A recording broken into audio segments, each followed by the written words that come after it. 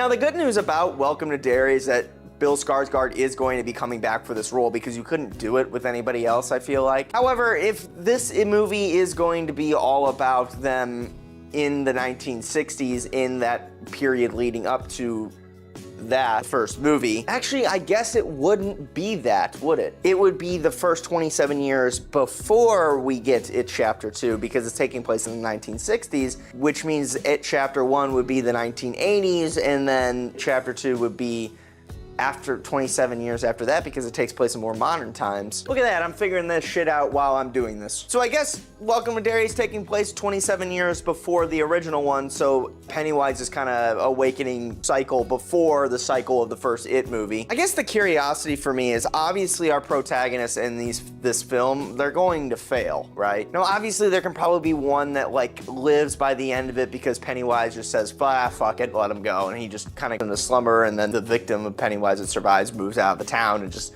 you never hear from or see from them again. But like that's the optimistic way that this show can end, right?